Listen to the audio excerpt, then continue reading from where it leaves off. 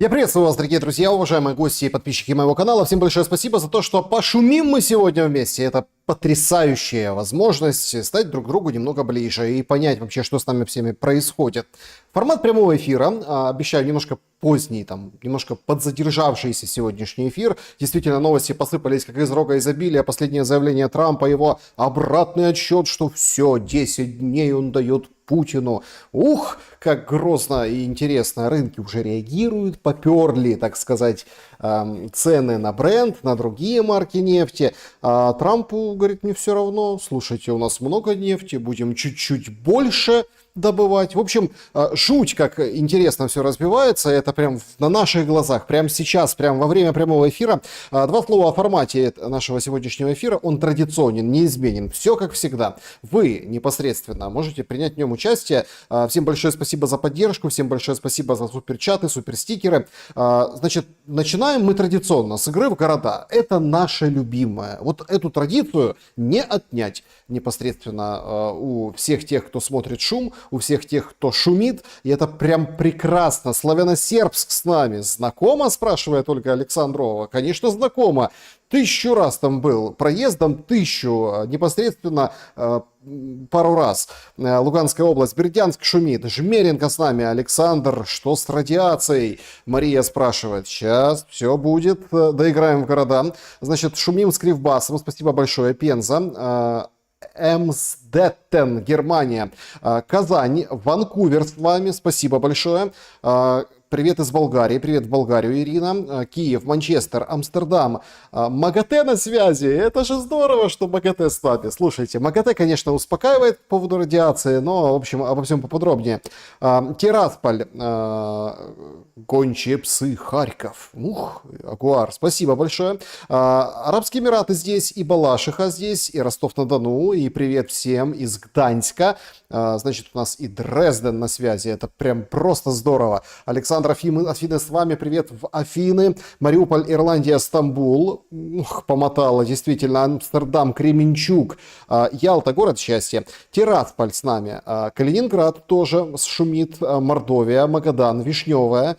Нью-Йорк тут, и Казахстан, и Самара, конечно же, Красный Лиман. Саша на Газантипе был на фестивале? Не был на фестивале, но очень хотел этого, что-то была мечта. Если вы с Казантипа, вам привет, туда, прям в Казантип. Шумная Москва на связи, Николаев, Сибирь, Алтай. Значит, Москва, Петровская, Карелия здесь, Красный Лиман опять шумит. Да, спасибо. Ну, вы покажи просто Лиман. Красным вы будете потом. Йошкар-Ола, Петровск, Тольятти на месте, Прага. Пригласите Колобка. Значит, с нами Нарва, с нами Пенза, подвал СБУ Александра. Ну, отлично, подвал СБУ. Лиссабон, Варшава, Шахты. Есть такой город в Ростовской области, Ставрополь, Бадайбо, привет с Одессы, привет в Одессу, Керчь тоже большой привет. Друзья, начнем наш сегодняшний эфир, как всегда, с опроса, что произойдет через 10 дней. Давайте, а потом в конце подведем итоги. Перемирие таки вымучают, ну вот какое-то перемирие за эти 10 дней.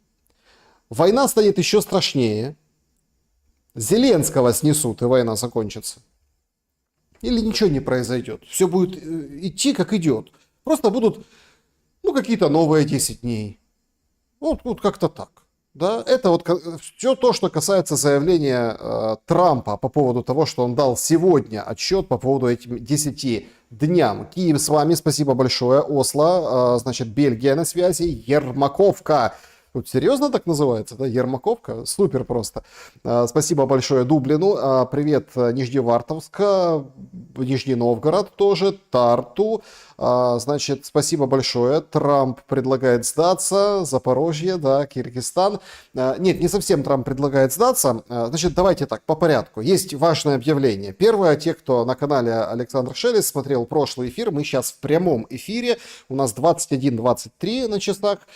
И с Игорем Масичуком был перед этим эфир. Это по состоянию на сейчас, кто будет в записи смотреть, 29.07. Конец дня.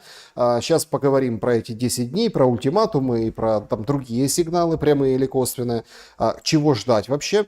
Но мы завершали эфир сообщением, которое буквально час назад появилось в сети, от экс-советника мэра Мариуполя Андрющенко. Тот любит рассказывать. Смотрите, там и он, в принципе, у него есть инсайды, и он выдает их.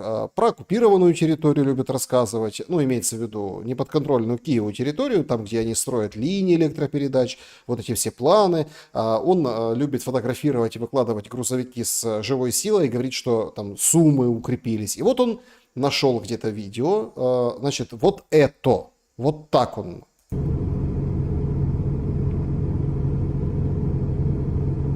Значит, на своем телеграм-канале он публикует, скажем так, измеритель уровня радиации, да, в машине, в чьей-то, и он шкалит, и там вот прям светится уровень небезопасный. Прыгает 13, 20, 30, 10. Значит, вот эту картинку он заснял, запостил, что есть беда. Сразу же, прямо во время эфира, вы видели, те, кто смотрел, кто не смотрел, объясню.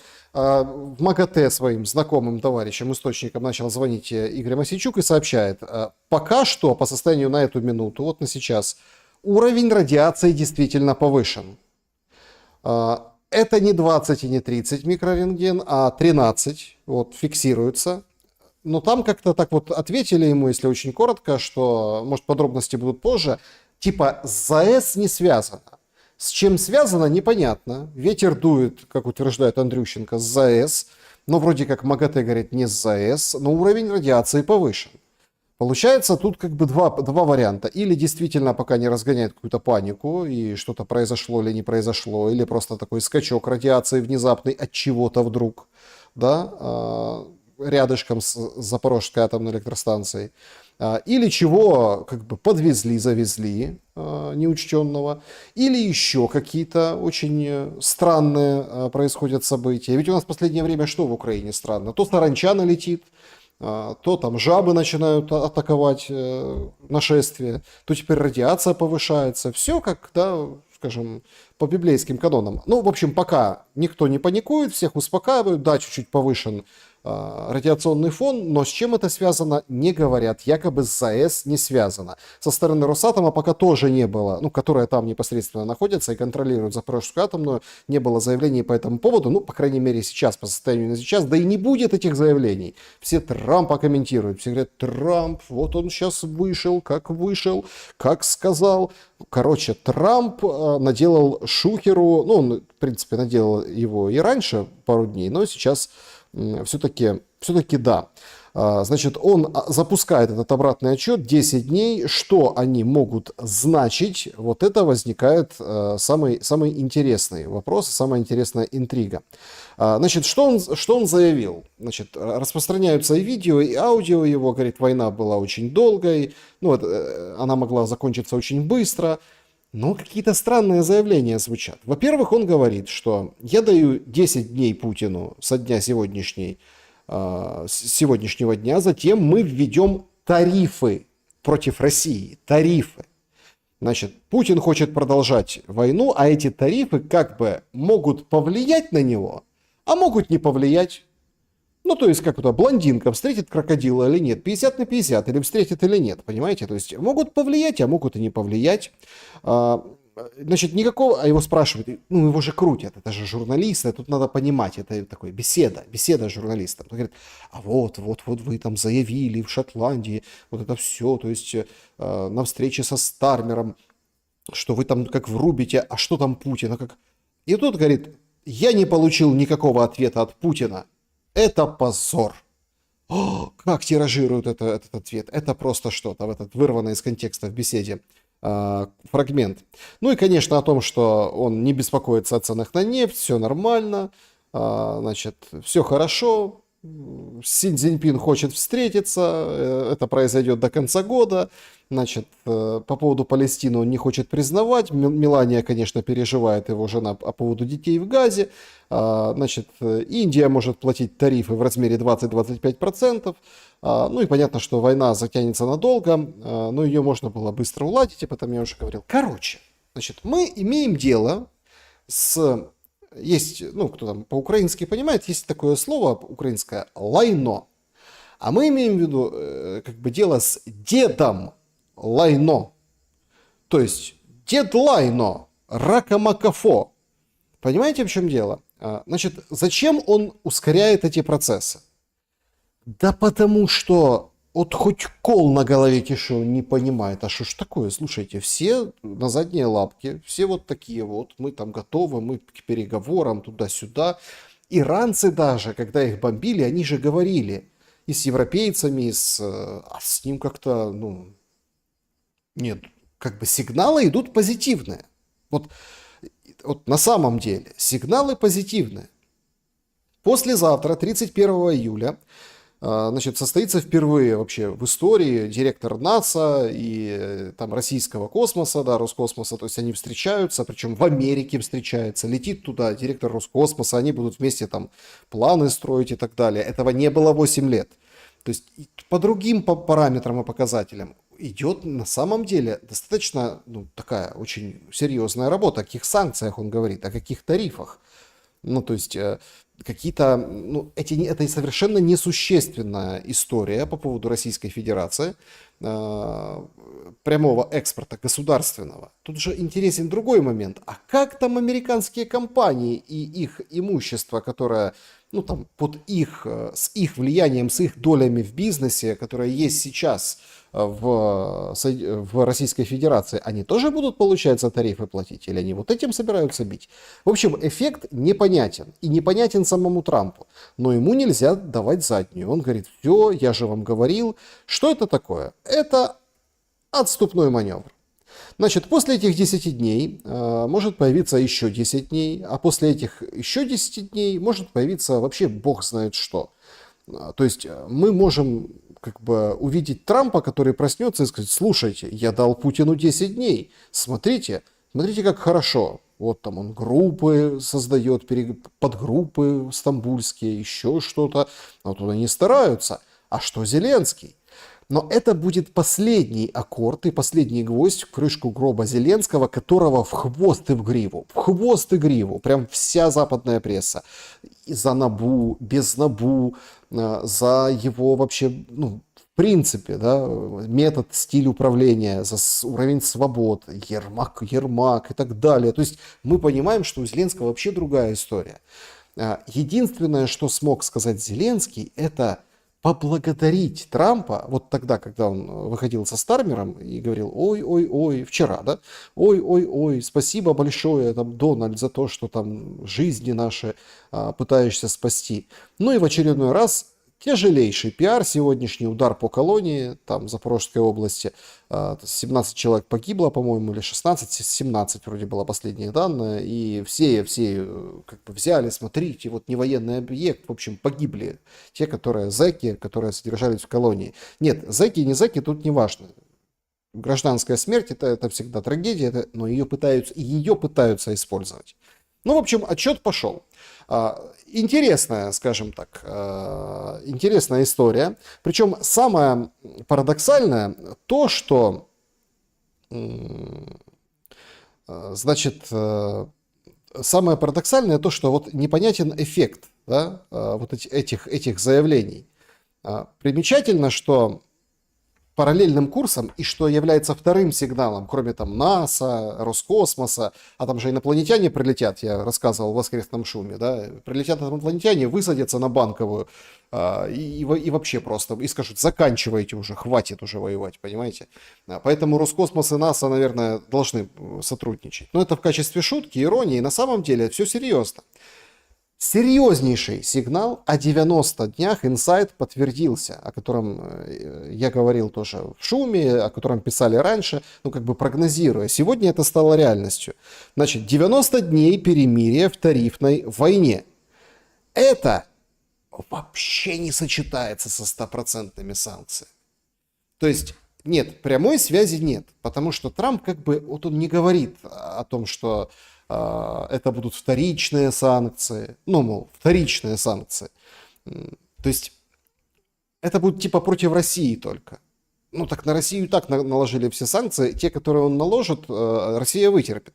Там же вся соль и вот этот весь мир через силу, который требует Зеленский, Ермак санкционной политики от Соединенных Штатов Америки, заключается в том, чтобы как бы вот В общем, против Индии, против Китая ввести. Так, а у них перемирие тарифное 90 дней. А это через 10 заканчивается. Это что получается? Вокруг света за 80 дней какие-то? То есть он не будет это срывать. То есть мы становимся заложниками какой-то идиотской политики.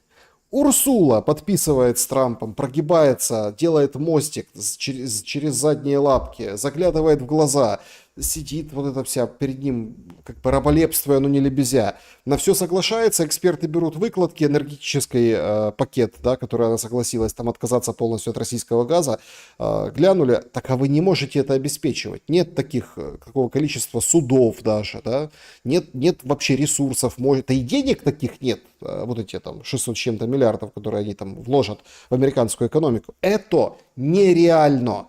Точно так же и здесь. Это нереально. Но Трамп это должен был заявить, потому что он должен... Такое ощущение, что, знаете, вот случилась какая-то очень интересная история. Говорит, значит, я не хочу говорить с Путиным, говорит Трамп в понедельник. Я введу дедлайн. Я введу дедлайно, говорит, я дедлайно, рака-макафо, с Путиным, говорит, не хочу, не о чем. А сегодня он говорит, что я не получил никакого ответа от Путина, это позор. Ответа на что? На то, что ты не хочешь с ним говорить? Ну, то есть, ну, это же, как, американская, тем более, это все журналистика, мировая, там, пресса, там же глыбы работают. Они же не помнят то, что он заявлял буквально вчера. Он там открывает площадки для гольфа, у него все нормально. Ну, максимум, что там из такого крамольного увидят, что у него рука в тональном креме, вот эти следы от венозной недостаточности. Ну, собственно, и все. Но тут же задача в чем главное? Вот что главное здесь понять? Не было ни после вчерашнего заявления, ни после вот уже сегодняшнего. Я думаю, что завтра вряд ли кто-то осмелится. А нет победных, ликующих реляций на Банковой. Там полный мрак и катастрофа. Там гасят пожары как могут. Потому что, и это уже четко, ну смотрите, дети с картонками, их вроде бы всех уже окрестили там непонятно кем, людьми, которые расшатывают лодку и так далее. Ну окей, НАБУ САП, так все нормально, вроде голосуют, 31 числа стоит на голосовании, все, ну сейчас депутаты проголосуют, они там что-то поменяют, что-то уберут, что-то добавят. Вообще тема яйца выеденного не стоит. Но нет, всех очень тревожит и все напряжены. Во-первых, как-то Свириденко не воспринимают. Вообще не воспринимают. Свириденко? А что такое? Это от Ермака? Не-не-не, спасибо. На Ермака бочку катят. Более того, даже дошли до того, что сегодня служба внешней разведки Российской Федерации выходит и говорит, на Альпийском курорте, значит, с британцами Ермак, Буданов и непосредственно Залужный, собрались и думали, как Зеленского убрать, отстранять от власти. Ермак, Буданов, в общем, они говорят, мы там сохраните наших людей, наше влияние, все нормально, мы Зеленского в сторону, там как-то, может, Залужного приплетем или не приплетем, или без Залужного пока, но Залужного там выберем его, будем вести как кандидата. Короче, Зеленского тихонечко в лес, ну или громко в лес. И вот тут уже начинается самое главное. Это час Че 31 июля.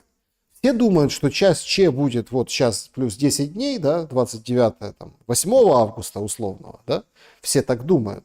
Но он будет 31 числа, потому что станет понятно, так а что, остается этот закон? Так и денег не дают, слушайте на это.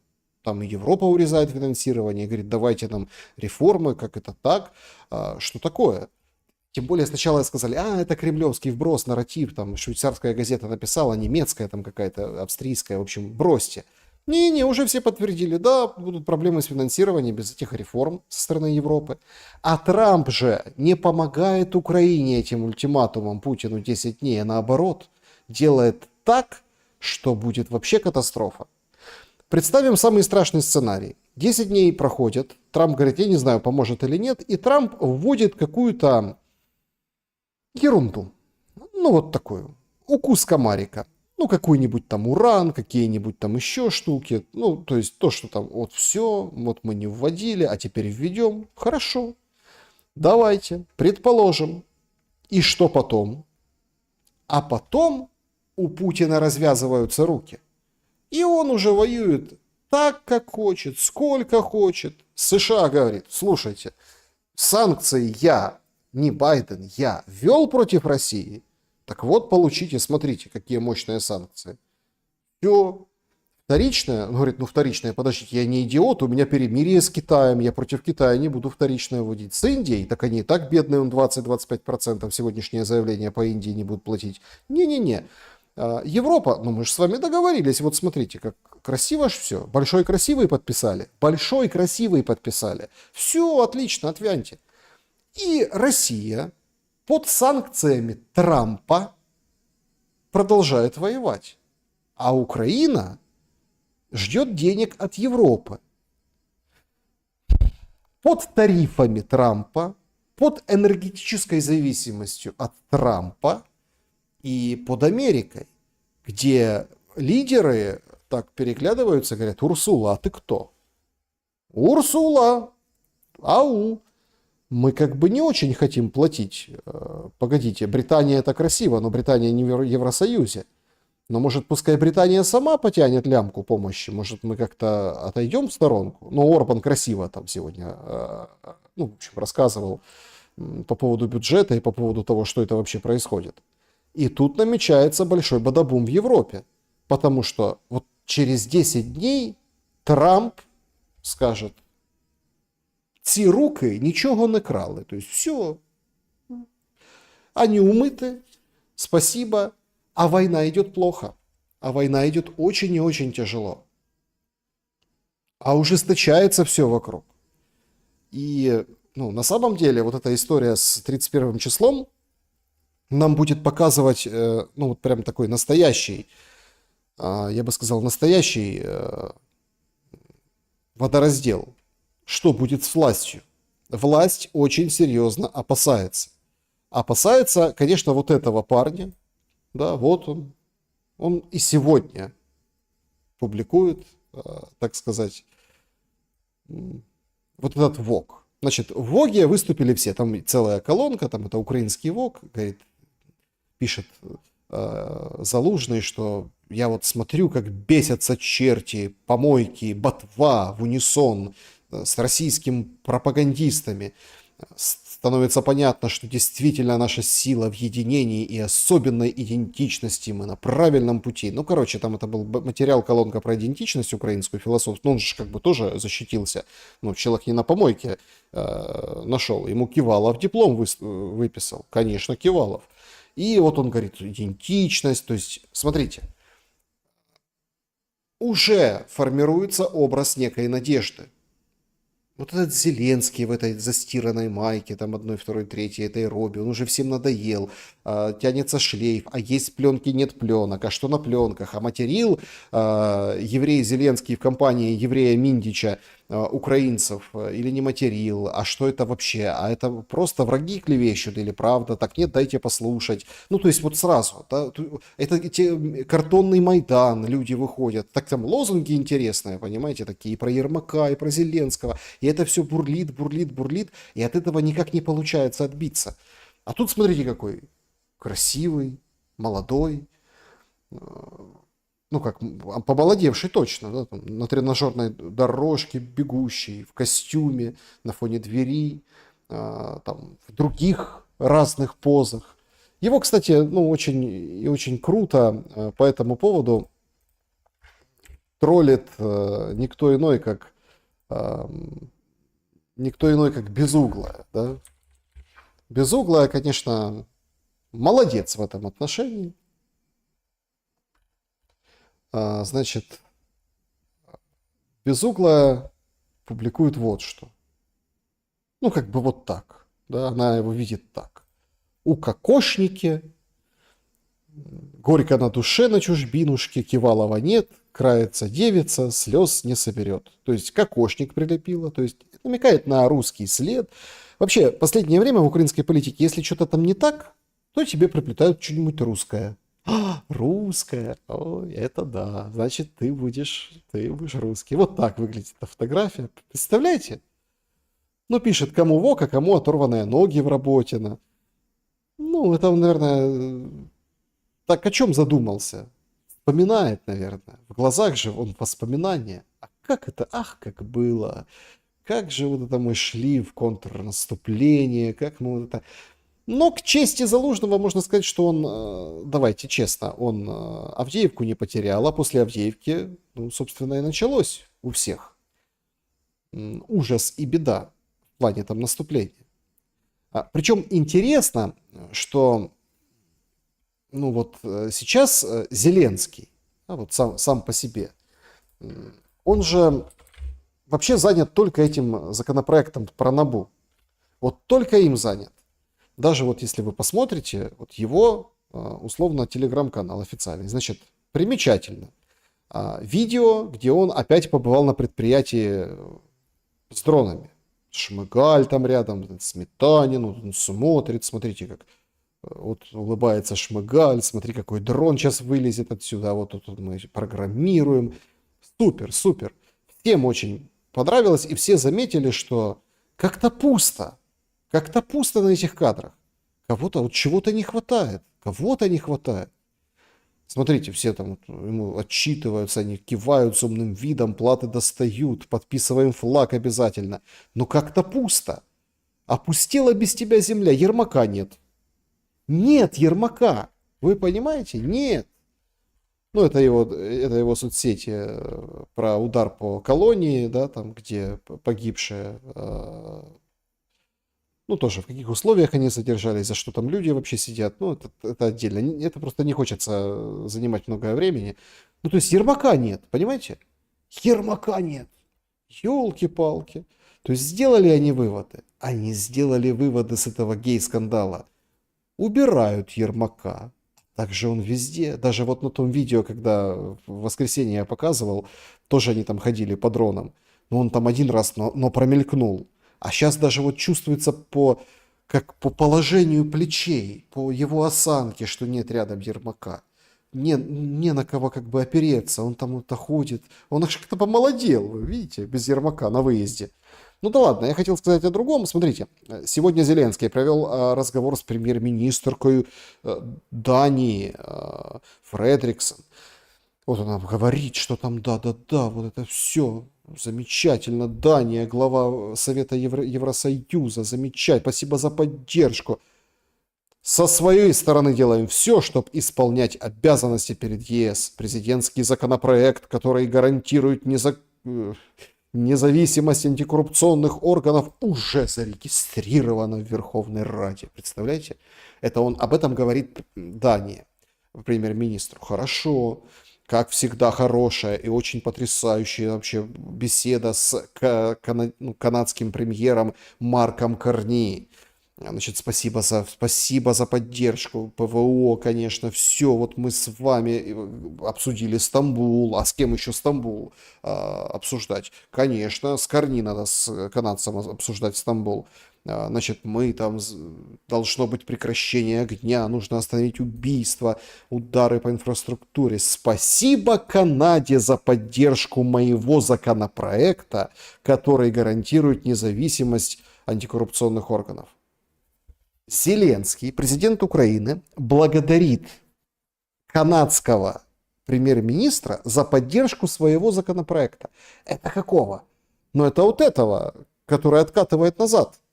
Сначала он его судорожно в тот же день быстро-быстро подписал, всех подчинил генпрокурору, потом вышел вот этот Майдан, потом вышли вот эти все публикации, все в шоке. А он говорит, Канада, вот видите, Канада меня поддерживает, за мной Канада. Стандартная практика. Помните, я обращал ваше внимание в телеграм-канале, кто подписчик, что у него прям практика такая. Вот он где-то побывает, у него тур там по Европе, или там что-то произошло. Ну вот даже вот последнее. Кабинет овальный. Ну, скандал до неба. А он прям берет перепосты в Твиттере, перепосты всех, всех ли, кого, уборщица там брюссельской штаб-квартиры НАТО, например, да, или там штаб брюссельской евродипломатии, французский, там, швейцар Елисейского дворца, все поддержали, все спасибо вам, все, такая массовость создается специально, он таким образом себя как бы вот поддерживает. И вот смотрите, и Канада с нами, все с нами. Ну, а в этом обращении, конечно, смотрите, здесь нет этого. То есть из его сегодняшнего 6-минутного обращения опять там, значит, военное, понятно, там крест боевых заслуг, значит, ну, значит, сделали, чтобы награда давала реальные какие-то преимущества боевые, да, там, в общем, но рассказал потом, что 318, это он у себя пишет. А он же говорит, на самом деле в этом, просто не хочу 6 минут там тратить, даже в сокращенном 3, а он же говорит, что надо сделать условия, чтобы с 18 до 24 больше воевали. Ну, больше хотели воевать. Мы их дроноводами всех устроим. А при очередной заднице на фронте все дроноводы пойдут в пехоту, в штурмовики. С 18 до 24 все равно. Ну, все это понимают прекрасно. Но, как бы, давайте мы их привлечем еще больше, еще больше. То есть это фактически правда, что он будет вот этим с картонками мстить. Потому что буквально на второй день протестов против Солнцеликова Зеленского, на второй, сразу появились сообщения о том, что ой, 17-летние, вам в этом году 17, тогда мы идем к вам, ТЦК. Получается, что на фоне этого у Зеленского очень непростая ситуация, и эти 10 дней, ну хорошо, не 10, давайте, вот все-таки я склоняюсь к сценарию, что Трамп ведет санкции, тарифы, пошлины, да, против России для отвода глаз. Против вот этих всех вторичных не будет. Он скажет, что это великая победа, я победил, я заставил Путина, заставил что? Ну, что-то, может, и заставил, да, ну, как бы, или там, я сделал все, что мог, отстаньте, занимайся, Европа, этим всем. Хочешь, покупай оружие, вот у меня есть. Ну, то есть, вот как-то так. А параллельно с этим происходят еще одни очень интересные сигналы. Вот вчера был глав парламента слет, ну, женщин, да, там, в общем, в Женеве. Такой неформальная встреча. Там Валентине Матвиенко из Совета Федерации подарили цветы. А от Украины на этот слет поехала Кондратюк.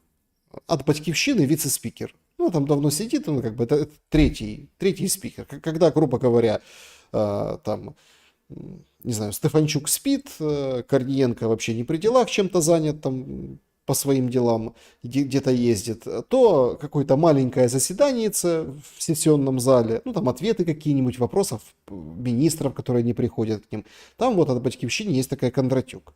И она говорит, слушайте, а что это тут ходит Матвієнко по Женеві і цвіти получає? О, дожились. Шановні колеги, я сьогодні працюю в Женеві, делегована головою Верховної Ради для участі у Всесвітній конференції керівників парламентів.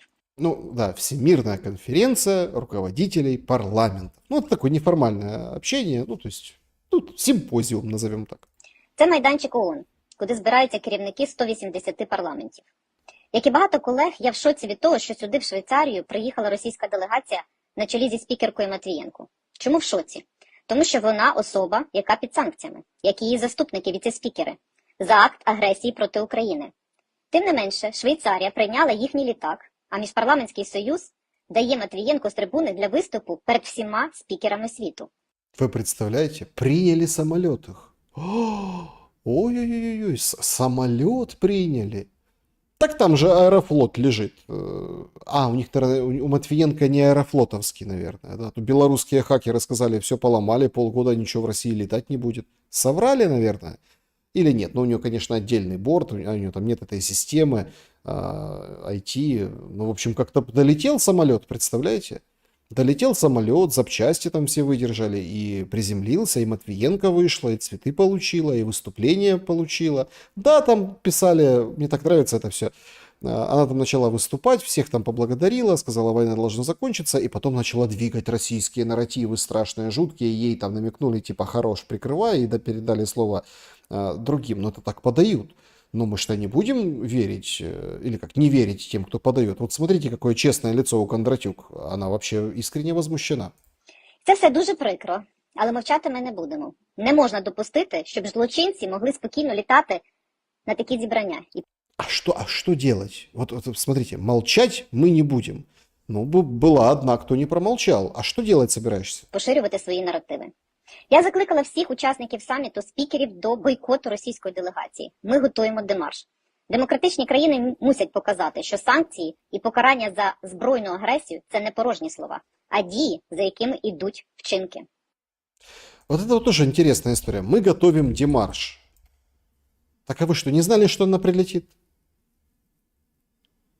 Так она что, не выступила там? Вы что сделали? Чтобы микрофон ей там вырвали? Или там, не знаю, там что-то еще? Какой вы демарш готовите? И всех еще как бы подбиваете. Значит, как получается дело было?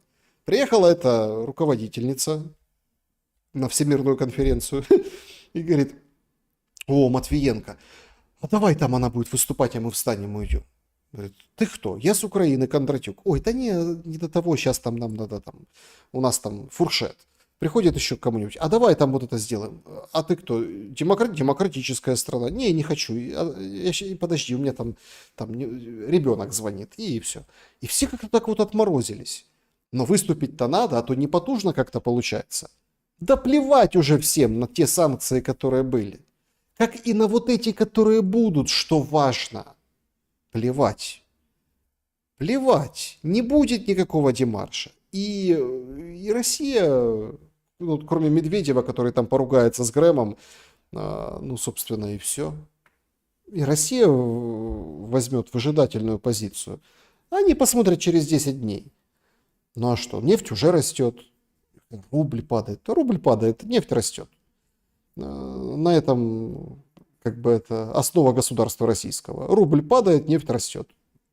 То есть, смотрите, сейчас нужна четкая пауза выверенная. И они сами, пытаясь переживать этот ультиматум Трампа, выйдут к тому, что от него как-то или откажутся, или где-то так. Это механизм работы Дональда Трампа. Я сейчас тебе скажу, что у тебя, не знаю, это как анекдот, помните такой, там пришел мужик к врачу с соплями, тут ему говорит, у тебя спид, тот и про сопли свои забыл. Получается, сопли вылечились. Ну, сейчас там вчера открытие там совершили, вроде как вакцина. Если раз в полгода колоть, то все, ВИЧ побежден и так далее. Ну, посмотрим. Речь не об этом. Значит, то есть все понимают, да? А что Россия? А она собирается останавливаться? Да что-то не похоже. Сегодня вот показали, например, британская разведка, кстати, показала целый ряд снимков аэродромов в прифронтовой, ну как прифронтовой, в приграничных областях, в общем, в зоне досягаемости украинских дронов. Они роют укрытие, то есть они вкладывают деньги, они роют ангары, зарывают их туда вот в землю, да, для того, чтобы там сохранить самолеты. То есть это означает, что, простите, пожалуйста, с одной стороны, все, испугались. Не совсем так. Это означает то, что война будет долго с использованием вот этих аэродромов. То есть готова Россия к долгой войне и готовится к ней. Спокойно, вырыли здесь, вырыли там, никто не собирается заканчивать. Потому что нет никаких подвижек в сторону каких-то договоренностей по условиям Российской Федерации. Вот в чем проблема. А как Трамп может на это повлиять? Санкции ввести. А санкции, там, бензин как-то вот сделают недоступным для экскаваторов, которые это роют, или для соляра, для танков. Да нет. Будет соляра, и солдаты будут, и зарплаты будут у солдат. То есть, может, надо что-то другое делать? Но другого Трамп не умеет. Он же ждет, что Путин к нему сам придет. А Путин говорит, да не, вот, пожалуйста, мой помощник, вот по этому, вот по дипломатии, вот там по космосу, вот еще почему-то, вот там Дмитриев там по сотрудничеству. Давайте нарабатывайте, вот мы с вами наработаем, а потом встретимся и пакет подпишем. Ну, вот так работает дипломатия. Но Трамп по-другому хочет. Он хочет прям, чтобы к нему пришли на поклон. Не идут. Ну, ладно, с Трампом и с поклоном это все, конечно, замечательно. Силу вообще Соединенных Штатов Америки сегодняшняя новость вот это, как по мне, демонстрирует. Сегодня сообщили Министерство финансов, Госдеп Америки, $25 миллионов за голову Мадуро. Голова Мадуро. Я помню раньше эти головы, слушайте, вот эти раньше, всех, кто не нравился, всех лидеров, как-то вот доставали сами. А сейчас вот смотрите, Мадуро.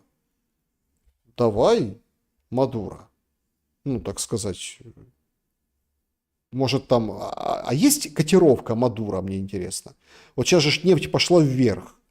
А у него там, у Мадуро, его цена может тоже возрастет. С 25 там, ну, добавить процентов 10 на фоне рынка. Вообще надо индекс Мадуро сделать. Вот вам и мощные Соединенные Штаты Америки, которые ничего не могут сделать с Мадурой. Ничего. Вот так вот. Поэтому, как бы, санкции это, конечно, хорошо, но является ли это реальным? И почему я в такой тональности об этом отзываюсь, да? Потому что это нереальный путь остановить войну, это нереальный путь договориться. Это не мир через силу. Потому что мир через силу, это возможность, это ты применяешь силу по отношению к двум, и выходишь не на прекращение огня, как сейчас вот. Стармер и Макрон вроде как не готовы признавать Палестину, Трамп говорит, мы не готовы признавать Палестину, а в Газе голод, а говорит, Нетаньяху, нет там никакого голода, все хорошо в Газе. Ну, короче, то есть, а там что, решил Трамп этот вопрос? Ну, для себя да. А для тех, кто там, вот для россиян и для украинцев решится этот вопрос, если Путин скажет, ой, Трамп, конечно, я готов, давайте что? Говорит, давайте встречу организуем, давайте. А кто встреча? Эрдоган, Трамп, Зеленский, Путин. Вот такой Путин приехал, все, что они добились? И они договорились о прекращении огня, которое на земле срывается, которое там, ну все на это закрывают глаза. Ну, там, проблемы не решаются, но Трамп победил, Трамп миротворец. Вот такая стратегия. Ну, она просчитывается легко. Значит, но нужны же какие-то, ну, определенные победы, конкретные победы. Посмотрим, что будет в четверг, 31 числа, насколько там получится победа, но разные депутаты, вот там есть Камельчук, такой слуга народа, мажоритарщик, они как бы вот не совсем настроены голосовать за президентський законопроект. Якщо ми вважаємо, що ми комусь не довіряємо, значить треба змінити цю людину. Якщо ми вважаємо, що не можемо правильно підбирати таких людей, значить змінити правила відбору, правила відповідальності, контролю і так далі. Повертаючись до теми відповідальності, в нас немає відповідальності за неправильні розслідування, за витрати фактично часу і грошей на неправильні розслідування. Чим ми керуємося, оцінюючи фактично працівників антикорупційних чи інших правоохоронних органів? Ну, хтось їм може всередині виписати, не знаю, дисциплінарне якесь покарання, підвищити чи навпаки понизити на якійсь посаді чи в званні, якщо серйозні якісь проступки. Ну, короче, включил руководителя, говорит, а как вообще, а как мне оценивать вообще их работу? А что это такое? А что это такое? Ты их должен оценивать. Там, тому, кому продались, там оценивают их работу. И по всей видимости, там, кому продались, решили немножечко воспитать Зеленского. Или не воспитать, а убрать, а поставить какого-то не такого диктатора. Но задача по, скажем так, войне, по полигону, сегодня там, кстати, очень так интересно, значит, сами с украинской стороны говорили, мы там готовы, мы полигон, испытываем все, что только можно, давайте нам стартапы, давайте нам производство, давайте оружие, все давайте. Вот сегодня там сообщил этот Флэш, который по, ну, там, военный украинский, который по радиолюбитель бывший, который воюет, именно там рэбы, вот эта вся электроника, радио, говорит, слушайте, испытывают в Сумском направлении россияне, ну, дроны новые, там смесь Ланцета и Шахеда, там 25 килограмм боевой массы, там летит по-другому. В общем, как бы мы там можем сбивать, не можем. Рэп какой давит, какой не давит. Ну, в общем, прям испытывают. Конечно, испытывают. И россияне испытывают, и американцы испытывают. Гибнут только наши люди под этими дронами, под этими чудовищными бомбежками. И когда оно неиспытанное летит, да, хорошо, оно в руках солдата, опасность солдату, опасность в небе куда-нибудь там чего-то случилось, опасность там внизу под этим опасность. То есть всем плевать, у всех своя. А тут эффективность, контроль. Кому надо, они контролируют, но другое. Потому что на украинцев, на людей, где идет война, на этой территории, я напомню, 4-й год, это хренище. Это очень длинная война. Ну, поэтому только остается надеяться, что эксперименты, может, скоро закончатся, да, в развитии технологий. А тут контролювати НАБУ хочуть. Але далі немає жодної відповідальності. Якщо ми поглянемо, умовно кажучи, на бізнес, так, в бізнесі все просто. Ти приніс прибуток компанії чи ні? Ти зробив результат якийсь, ти захистив щось, умовно кажучи, чи навпаки десь зробив помилку і компанія втратила гроші. В державі точно так само. Якщо ми можемо оцінити кожну окрему людину як одиницю, як працівника, який виконує певний набір. Ну, вопрос только возникает, а судьи кто? То есть эти депутаты на всех в НАБУ папочке сидят и хотят оценивать. Что вы хотите оценивать? Папочки друг друга? Функцій. І для цього буде прозора оцінка, доступна всім оцінку, яку можна буде переглянути. То ми побачимо багато нюансів, чому не святі. Я побачив один допис, до речі, молодих людей серед тих, які були на мітингах, протестах, про те, що схожий список, як щодо депутатів, які голосували за цей закон, слід зробити схожий список по працівникам антикорупційних органів, які злили справи, які не довели справи до кінця. Тому що одним із головних показників їхньої ефективності, взагалі, антикорупційних органів, є вироки в суді. Не просто гучна справа, оголошена, розпіарена, в Фейсбуці, в Інстаграмі показана з гарними фотографіями, запікселеними обличчями там і так далі, а вирок в суді. Ну, понятно. То есть, видите, приговоров нет, и они на это и давят. Но это свеже. То есть 31 числа вполне вероятно, что никто не проголосует. И по всей видимости, Зеленский скажет, смотрите, премьер-министр Дании поддержала, премьер-министр Канады а народ, я же демократический. Вот вы пишете, что у меня там диктатура, гайки закручивает Ермак, Вашингтон-Пост сегодня выдал на гора. А я не, смотрю, народ? А это кто? Это избранники народа. Как это? Помните, в 12 это сироты.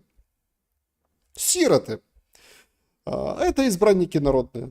Вот это вот они проголосовали. Что я могу сделать? Это демократия. То есть, может быть, в эту игру сыграет Зеленский, только денег не получит абсолютно ничего. Так а зачем деньги? Какие деньги? Вообще с деньгами туго в Украине. Сегодня сообщили, что десюлики пропадут. Представляете? Все, их теперь не будут, так сказать, чеканить. Все, там, смотрите, как выгодно, говорят, поменять можно, там, в лучшую сторону, да. Все, не будет десюликов. Что это означает? Инфляция. Скрытая? Не, подождите, скажут, какие десюлики, что ты сейчас купишь за десюлик? Я помню, когда только вводили гривну, десюлик это были очень приличные, я вам хочу сказать, для школьника деньги. Очень так это десюликами гонялись мы, это было здорово. А сейчас, видите, его убирают. Потому что не нужна никому гривня, эти десюлики. Как там в воскресном шуме мы с вами говорили, вот это 2062 год, Львов, Львовский горсовет заказал промо-ролик, там на евро трезубец. Ой, и как жалко гривну и нашу вот это. Все, десюлика нет. Красивая монетка была, не нужна. Копейки нет, двушки нет, пятака нет. Десюлика уже нет. Скоро полтинничка не будет, и дальше останется 1 гривночка. Раз такими темпами все идет дальше. Но вернемся к дронам. Дроны сейчас везде. Вот везде полностью. Яке плавно приростало у дещо більше. Він привозив їй каву, відвозив о 8 ранку на тренування, потім на роботу. То есть стоит ведущий, старается на выездной церемонии, это в районе Сум, ну в Сумах в самих, свадьба, а там он ему дрон гудит, или как там, шахет называют, ну тут герань, это вот герань пролетает, это вот, это букет невесты из герани. Вы понимаете, насколько просто все перевернулось с ног на голову? А ввечері знову кава і багато розмов. Вони Ну, то есть локация, там, хатына украинская, все как положено. И летит дрон. Ужас, что происходит на самом деле. Ровно такой же ужас происходит, конечно же, с точки зрения фронта. На фронте прям очень серьезное обострение, очень серьезное продвижение. 3 населенных пункта сегодня сообщили, там 2 в Донецкой области, 1 в Запорожской, в Российской Федерации сообщили в Минобороне, что взяли. Понятно, там Deep State не дает. Сегодня Марьяна Безуглая выходит и говорит, бои уже в Покровске. Ее там сразу начали опровергать. Нет, это не Покровск, это там окраины. Марьяна опять вот это. Ну а что с той Марьяны взять? Она же больная уже там с синдромом специальным. Ну а чего? Ну все, ну написано бои в Покровске. Ну что вы глупые, что вы вот это с диагнозом слушаете? Не слушайте, вообще не верьте. Потом, когда Покровска не станет, в половину выбьют. Вот тогда поговорим. Сегодня в эфир одного из украинских телеканалов выпустили представителя Часова Яра. Ну, Часов Яр. Да, там идут упорные бои. На даний момент реально місто, громада позбавлена вже декілька років всіх благ 21 століття. У нас вже декілька років, повторюсь, немає ні світла, ні води, ні газу. Смотрите, несколько лет нет ни света, ни воды, ни газа. Несколько лет. Это вот говорит военный, да, вот представитель направления Хортица.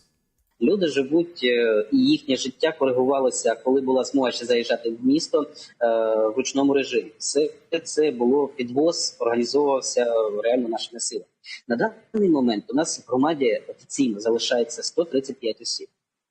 135 человек на данный момент остается в Часовом Яре, где годами нет ни света, ни воды, ничего нет. Скажу відверто, сказати, скільки з них живих, дуже важко. Тому що інформація з міста зараз поступає дуже в обмеженій кількості. Є невеличкі струмочки інформації, але вони з кожним тижнем фактично обриваються, їх все менше. Смотрите, если Часов Яр – это Украина, о каких, мать его, струмочках, ну, ручейках информации вы вообще говорите? Если вы не знаете, ну, вы знаете, что 135, а вы не знаете, а живы там люди или нет? Ну, так а за что тогда воюют? Воюют за то, чтобы не пошли дальше. Ну, так они идут дальше.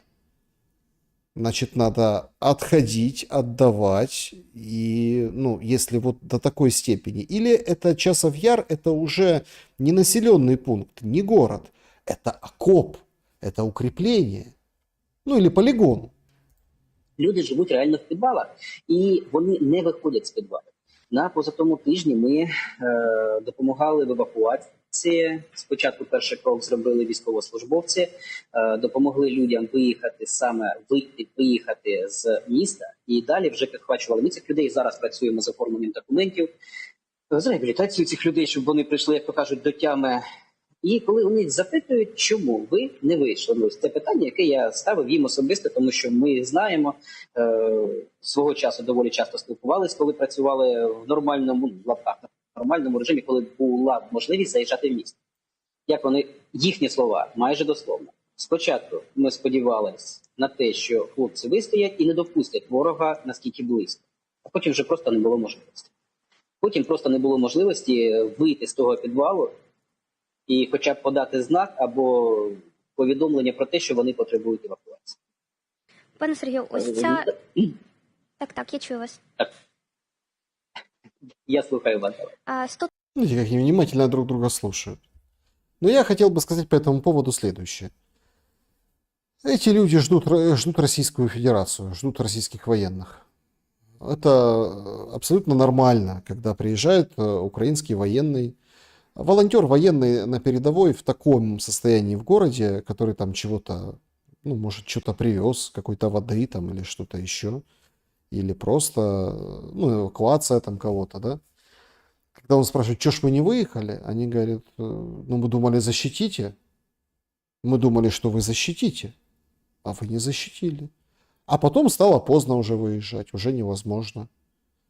Они прямо не могут ему сказать, что они хотят, чтобы вы, ну, как бы ушли за город, за черту, за город. Но, понятно, этого не говорят, потому что время военное – это ужас, конечно, что переживают люди на передовой. Их нужно понимать. Это абсолютно другая история. Вот этих гражданских, которые сидят вот в этих разбитых городах, которые служат теперь не городами.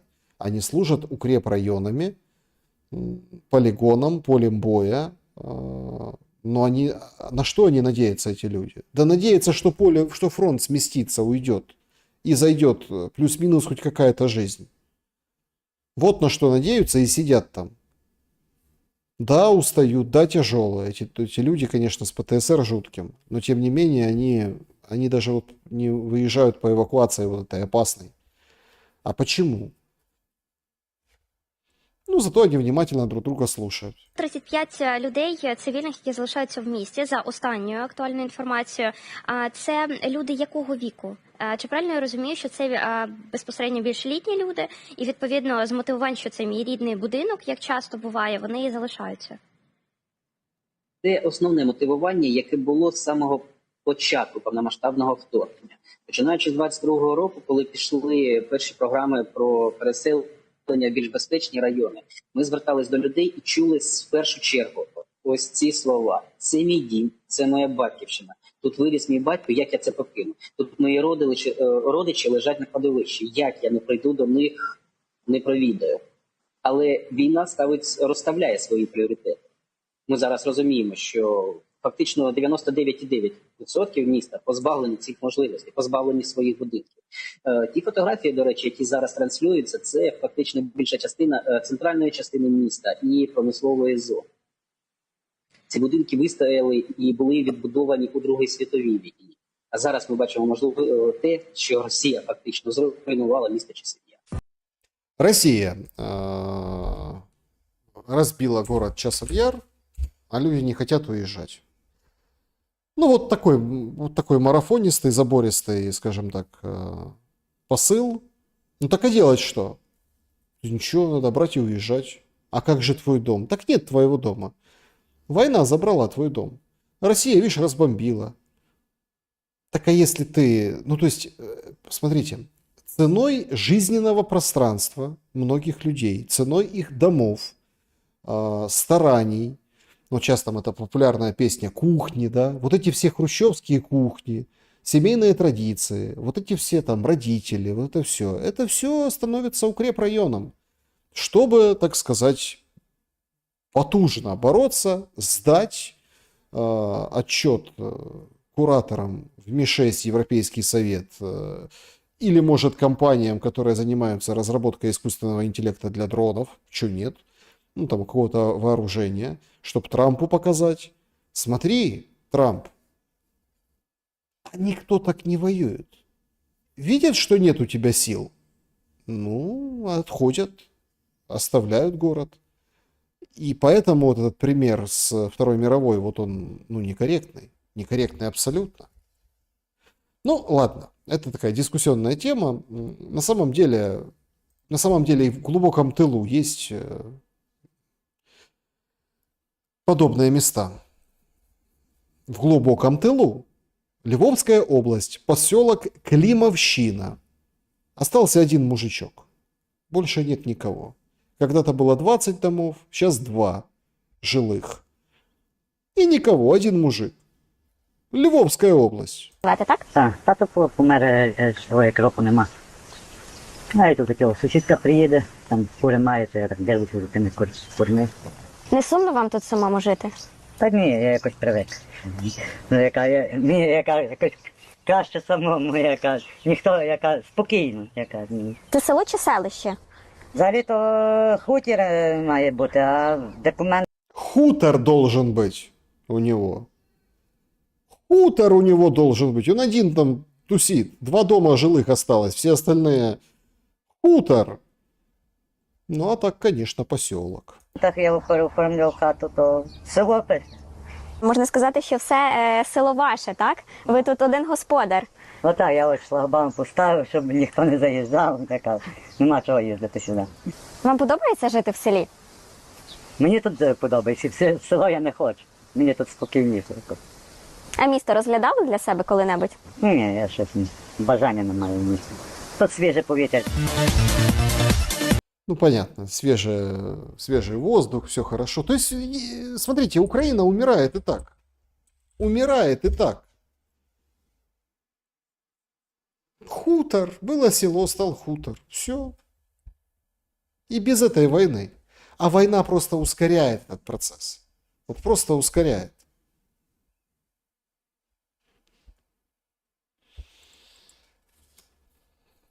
И мужиков выбивают. По селам уже совсем не осталось. Это, конечно, просто какой-то ад, да, то, что происходит с мобилизацией. Вот в Днепре толпой с буса налетели, забрызгали газом. Ну и как бы все. Ты теперь достойный защитник Родины. Кричит, кричит. Кричит человек.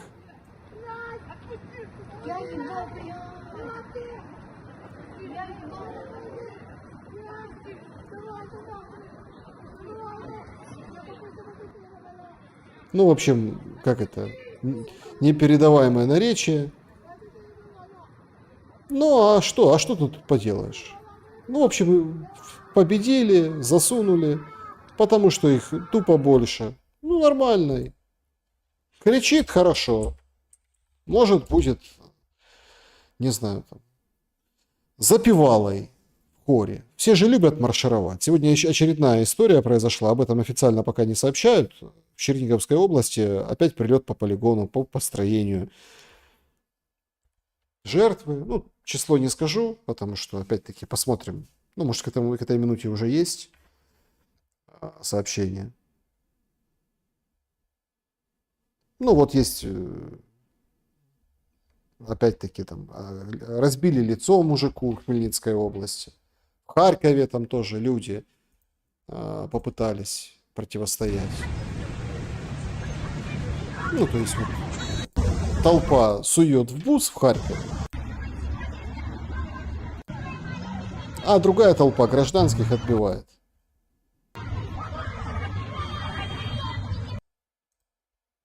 Что делаете, гады такие паршивые? Вам не страшно? Маленькие. Скотины! Да. Ну и понятное дело, там женщины отбивают пареньков, говорят, ты не лезь. Это харьковская ситуация. Это все, это вот одна ситуация с этим бусом, а их на самом деле много. Этих ситуаций. Вот так вот. Ну, короче, в общем, крутят, тянут за руки, за ноги. Я там звук убираю, потому что очень много ругни. Вот, там мужчина пытается вступиться, тот ему говорит, иди, ну, по понятному адресу.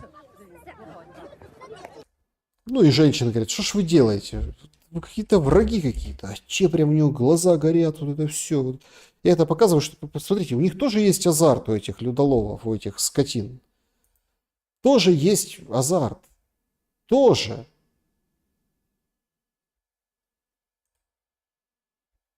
Одесса вообще порадовала сегодня. Дворника повязали.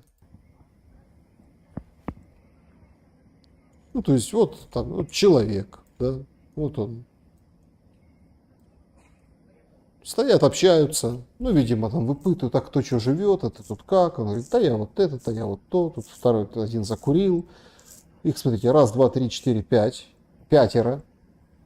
ты куда? Не-не-не, никуда не идешь. Давай, давай, давай, давай. Да я дворник. Коммунальное предприятие, бронь. Да все, сейчас проверим твою бронь. Пойдем. Будешь подметать плац. Или полигон, по которому прилетает.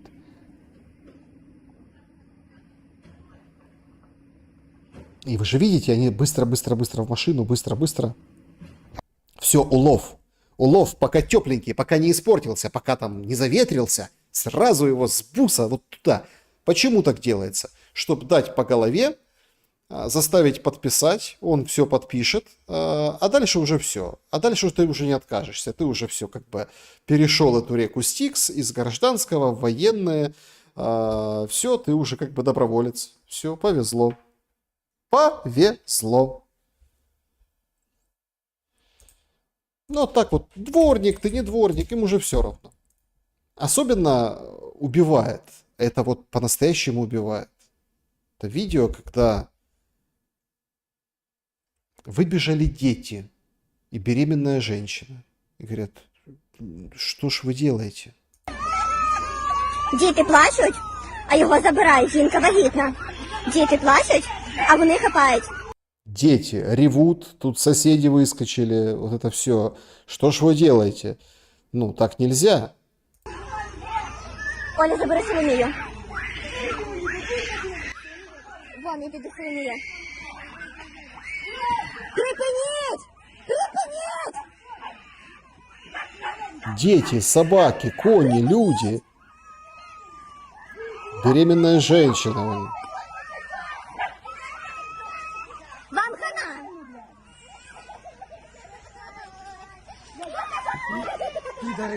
Ну, в общем, понятно, что они имели в виду, и что они как бы... Ну, они, в общем, ретировались. Ну, не получилось, да, вот тут просто не получилось. Но сам факт, когда беременные женщины дерутся с ТЦКшниками, это уже, это все, эта страна перешагнула. Это не страна, это общество, это народ уже перешагнул этот рубеж. Это уже не болевой порог, это что-то запредельное. И уже сейчас уже и к полиции такое же отношение. Вот та же Одесса. Прокатил полицейского, не остановившись. Ну, там врубили план перехват, его там будут искать. Понятное дело, машину сбросит. Непонятно, нашли или нет. По состоянию на сейчас, это вот ближе к вечеру было. Ну, сообщили, по крайней мере. В общем, ловят. Так потому что полиция, это те же самые ТЦКшники сейчас. То есть полиция перестала быть полицией. ТЦК, ну, военкомат перестал быть военкоматом. И вот все это, ну, как перестали. Все перестало быть тем, чем называется. Страна превращается, режим превращается в ТЦК. Режим. Полностью. А мы говорим, что вот надо перемога, нужна победа, вот все остальное. Режим.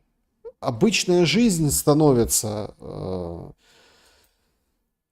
ну, военной. Вот этого же хотели все. Как Израиль будем, как Израиль. Ну вот, пожалуйста, станция метро Лыбецкая.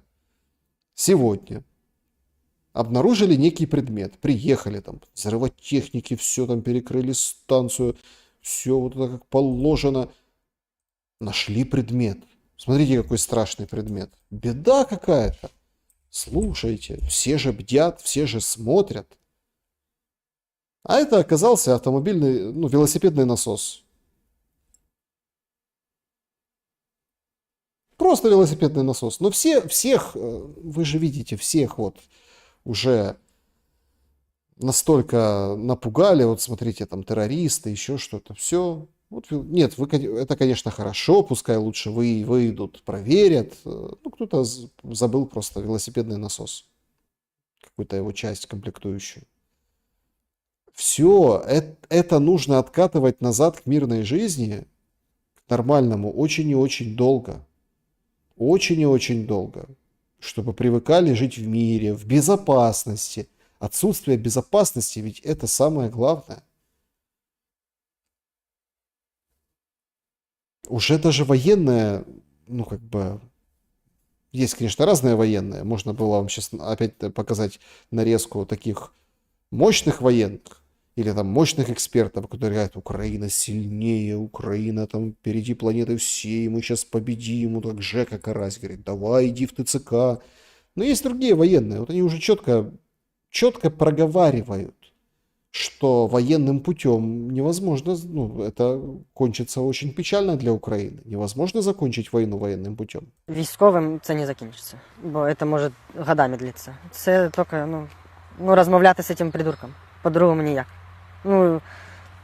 Можливо, санкції їх доб'ють, але я в це не вірю. Тому що... С этим придурком это понятно, с Путиным. Хотя, вы знаете, сейчас вот идет время такое, есть варианты на самом деле. Но это он украинский военный, говорит, надо разговаривать с Путиным. Может быть, санкции их добьют, но вот нет. Це важко. На полі бою ми їх стримуємо. Але їх дуже багато. Просто їх дуже багато. То есть мы их сдерживаем, но их очень много. Очень много. Но военным путем это все не закончится. Ну, значит, будут воевать до тех пор, пока не сможете стримувати. То есть итог понятен. Трещит уже. Я вот там по карте, но я думаю, что сегодня очень много сказано по поводу карты и по поводу всего остального, потому что подходят к Запорожью на выстрел, пушечный условно, FPV-дронов и пушек.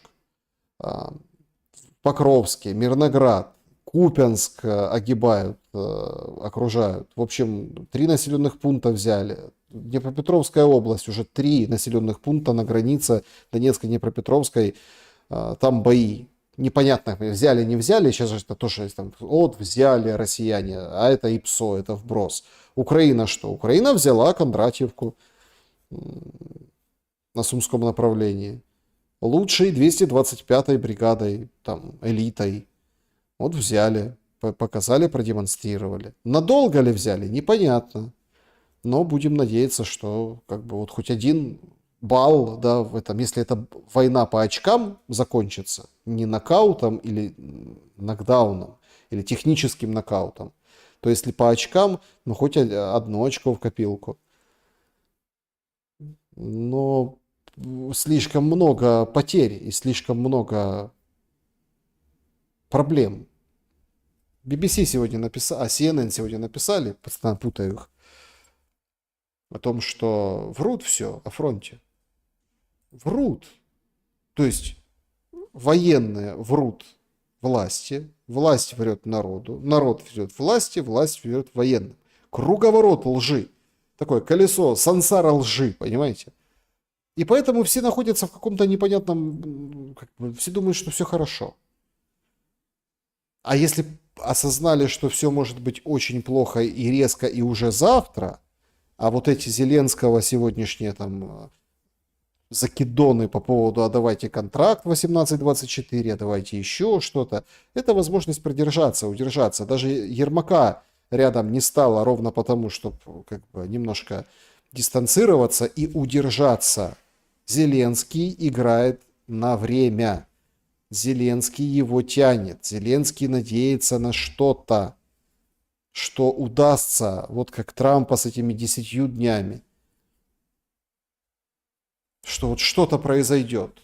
Что придут и будут воевать вместо него. Как за него и вместо него.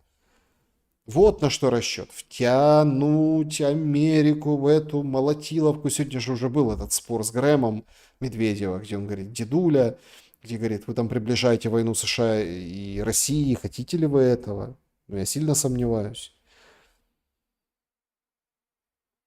И как вот ответ на сговор в альпийском курорте Буданова, Ермака и Залужного, ведомство Буданова вот сегодня опубликует мощное видео.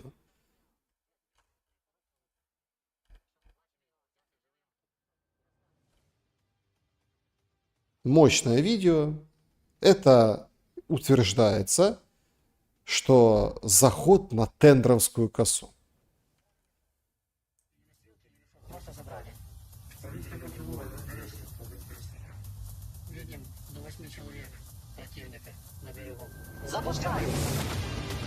Понятно, тут все очень пафосно, мощно, ночные... Кино вообще.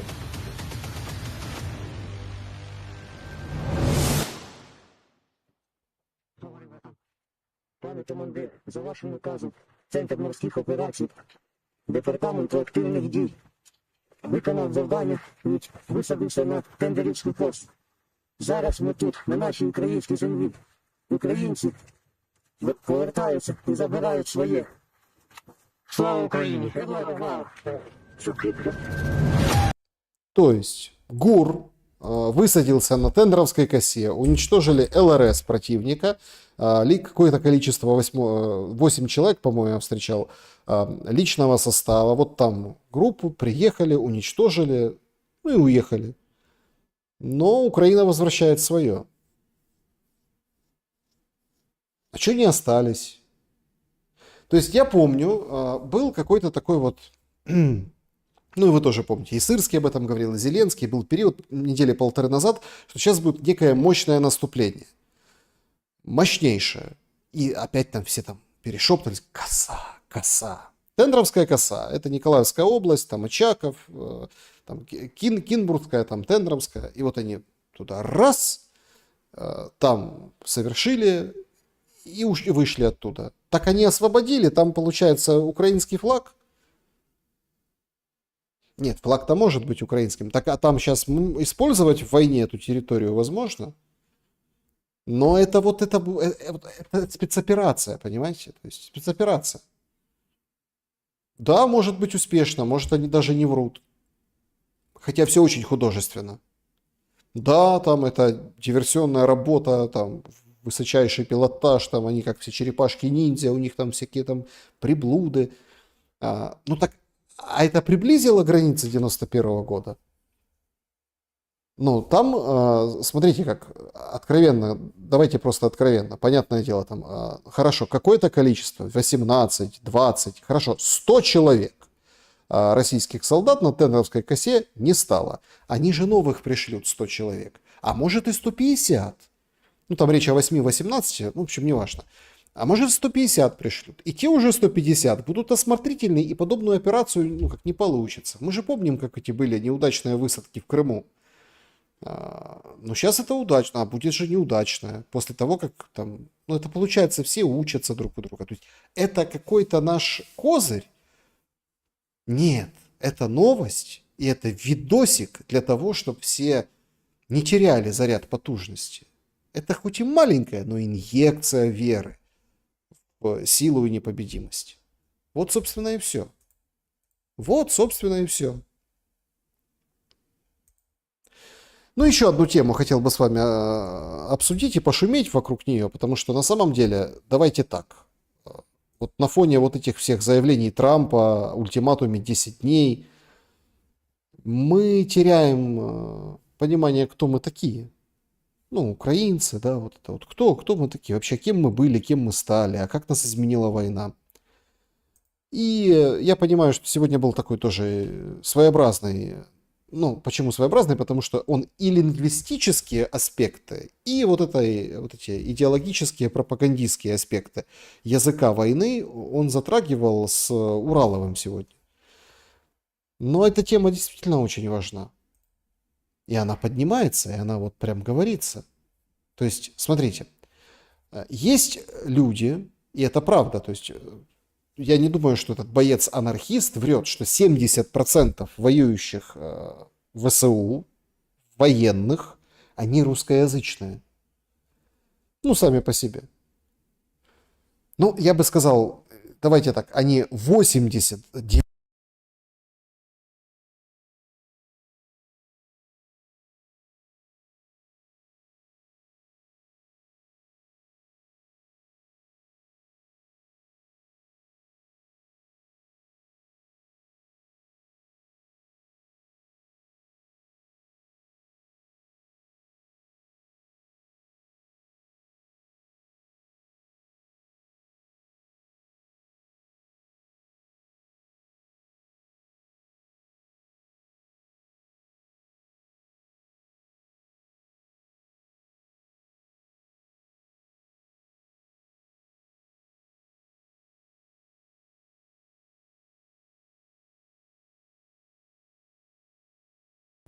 ну, некоторые, они вот точно, эти люди говорят по-русски. 70% они, ну, как бы русскоязычные на фронте.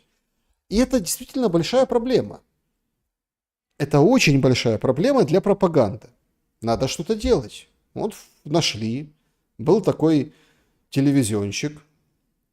Вояка. Страшный вояка. Столько повидал на войне.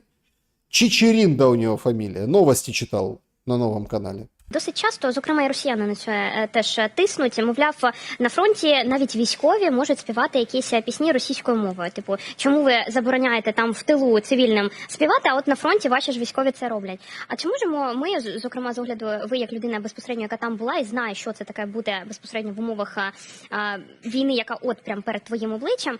Не, он знает, конечно, он знает, он ей кивает. Вообще песни говорят по-русски на фронте. А что за песни поют? Что по-русски? Смотрите, Монатик, он на украинском поет, а на фронте нет. Почему так? Что происходит? Що це за пісні і в які моменти вони виникають? Ну, дивіться, справді на... Видите, это же... Вообще, конечно, это вопрос так. Ну, там получилось круто. А в какой момент они возникают? Ей надо фрагмент со Штирлица показать, да, вот это радистка Кэт, как кричат мама на родном языке. Ну ладно, 17 мгновений весны то сильно далеко, наверное, по возрасту. Ну, Чичерин-то ж должен помнить. На фронті, на лінії бойового зіткнення величезна кількість російськомовних людей. І справді, з нашого боку, так? І справді ми з повагою ставимося до всіх українських воїнів, як до україномовних, так і до російськомовних. Да ты что? То есть, смотрите, сейчас будет очень интересная конструкция. От сейчас. Так і до тих, хто там йде в бій під російські пісні, такі теж люди є. Але загалом... Все, что сказано после «но», то dead lie «но». Дерьмо то, что после «но». Мы с уважением, конечно, относимся. То есть, опять-таки, а кто мы? Тебе же четко девочка ведущая говорит, ну, ты же там был, ты же подели, расскажи, а что за песня, в какой момент, а что ты не по-русски, ну вот это поделись, ты же давай там это как вот это, ветераны в школу приходили, были, понятно, это момент гордости, когда там ветераны, их уже сейчас всех, почти всех нет, да и всех уже нет. Но те, которые в школу приходили, настоящие боевые, это всегда весело, они там и приколы разные по этому поводу. Это хорошо было. То есть, кроме вот этого всего идеологического, ветераны, я имею в виду Великой Отечественной войны, они там могли очень интересно рассказать. У нас история была в классе, когда приходил ветеран и говорит там что-то, вот мы... Ну, какая-то история, он рассказывал, как он там, ну, дети задают вопросы, а у них же простые вопросы, типа, а как тебе вот это было, там, ну, вот, расскажи, там, дедушка, а как вот ты там, вот бой закончился, ну, частый вопрос, где вы встретили, что объявили победу? Говорит, я встретил в окопе, там, шел, там, бой, мы вот это сидели, там, вот это все, то есть... В напряженном месте никто ничего не сдавался, и тут нам объявляют, что победа. А как дедушка было? Как это было? А ветеран говорит, это как взять из похмелья выпить стакан водки. И гробовая тишина в зале, потому что выступал он перед третьеклассниками. Ну, то есть, ну, это общение поколений тоже, это какие-то тоже моменты. Она к нему говорит, ну ты же на войне был, расскажи. А он говорит, значит, к русскоязычным и украинскоязычным, и тем, кто идет и поет на фронт, идет умирать, и поет русскую песню какую-то. Да хоть эту же матушку землю, да, которая появилась вот и раскрутилась в этот момент. Хотя, конечно, все понимают, что поют в основном все старые, там где-то солдатские, где-то там рок-н-ролл, где-то, ну, кто как вырос, кто блатняк поет российский, а что не. И не поют эти песни и идут умирать. А он говорит, мы к вам нормально относимся, но. И вот что было после «но». Це моя особиста точка зору. Мені здається, що ми маємо уникати просто поширення публічного виконання. Ми не говоримо про індивідуальне виконання на кухні, чи десь ви приїхали до себе на дачу, співаєте якісь російські пісні. Фронт, Чичеринда, фронт. Это публичное место. Фронт. где согнали бусифицированных, засунули в бус, дали по почкам, забрызгали газом, отучили кое-как. Мы знаем, как учили. Рассказывали инструкторы, которые плюнули и сказали: я не хочу быть виноватым в смерти этого человека, которого загнали сюда. А он идет песню русскую поет. Это публичное место, фронт, когда отправляются на задание вперед или там меняют друг друга в схронах, в окопах. Это публичное место, Чичеринда? Ми говоримо про публічне виконання під час великих концертних заходів, як то було в цьому заміському ресторані. Це навіть не ресторан, це величезний комплекс, величезна концертна зала під відкритим небом. От про публічне виконання я б утримався від використання російських пісень, оскільки, мені здається, що це одна з ознак російського міра. Але знову ж таки, це моя особиста точка зору, я навіть не претендую там на якийсь абсолют. Тебя спросили про фронт и про солдат. Какая сердючка, какие там, о чем ты? Абсолют, да? Як парламент вирішить, якщо там знайдуться голоси, це ж нас парламентаризм. Все обговорюємо в дискусії в суспільстві, і суспільство, влада, ми, може, пізніше поговоримо ще про це, там, про наші майдани молодіжні. Тобто все, консенсус має шукатися в діалозі суспільства, влади, і військових в тому числі. Хоча це питання, я думаю, що це менше військових стосується, більше стосується до все ж таки політиків, суспільства, лідерів громадських думок, громадських активістів. От хай вони і вирішують, а парламент потім голосує, якщо знайдуться голоси, то... Какой парламент? Какое публичное исполнение? Какие, о чем ты? Военные по-русски говорят, песни поют. Мы, конечно, к ним нормально относимся, но... Так они, подождите, они же должны вернуться. Хорошо, ладно. Не ответил вопрос про фронт, потому что он понимает, что ему придут настоящие бойцы, воевавшие бойцы, а не чичеринды, придут и скажут: ты что-то как-то в нашу сторону как бы не газуй сильно, куда ты батон крошишь. Поэтому он съехал на гражданских, что вот гражданских надо вот здесь. Ну хорошо, вернется в гражданскую жизнь.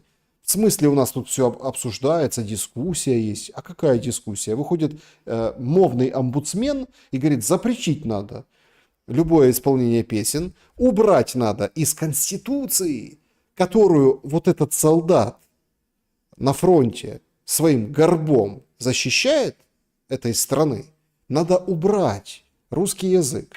Вот этот русскоязычный солдат, который гибнет, который попадает в окружение, выходит из окружения, который там штурмует, отступает, который там прилетает, бьется с этими FPV, со всеми на свете. Ничего страшного, переучим, наверное. Переучим в мирной жизни. Как и студентов, как и детей, всех переучим. Только что-то вот не складывается даже в тылу. Вот не складывается. Потрясающим образом вышла одного из университетов преподавательница. Она такой язык, это прям...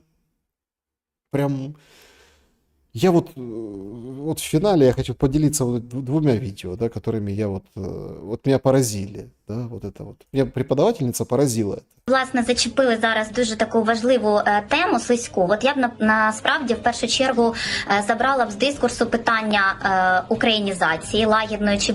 Значит, это преподавательница Киевского университета имени Гринченко. Ну, это Катерина Никонюк.